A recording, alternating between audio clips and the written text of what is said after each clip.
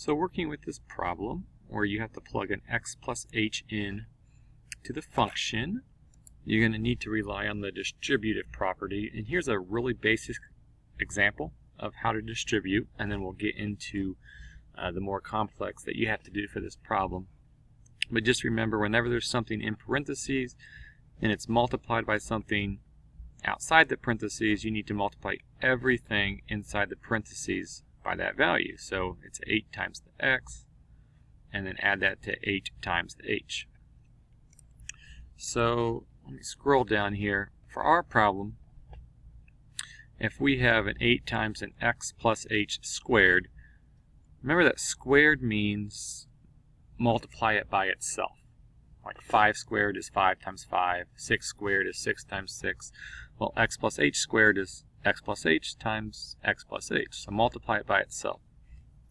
So here again, just like up here, we had something in parentheses multiplied by something outside the parentheses. We have this thing in parentheses right here multiplied by this term outside the parentheses. So you distribute. You take this part outside and multiply it by the first thing. So that first thing, x, times the part outside, and then you also take the h and multiply it by the bit outside. So h times that thing outside. And now each of these pieces, that little piece and this piece, looks more like what we did up here, where you just have a single term multiplied by parentheses. So you kind of repeat the step and distribute. So x times x here gives you x times x, or x squared, and then you have an x times h.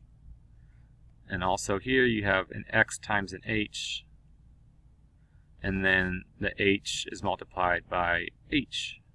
So h times h, or h squared.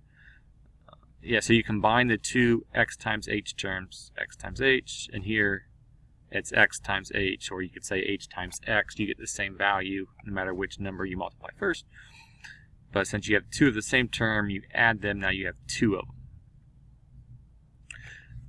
So that's one way to explain it. You may have also heard of FOIL, which is reminding you to multiply, and it's reminding you basically of what we did here, but a different way to remember it. Take the first term, the f, first terms, and multiply them together, x times the x. The outside terms, the x times the h. The inside terms, the h times the x. And the last terms, the h times the h. And you get these same four results if you do that. Another thing I don't really like to use FOIL because it really only tells you about what to do when there's a two terms and a two terms.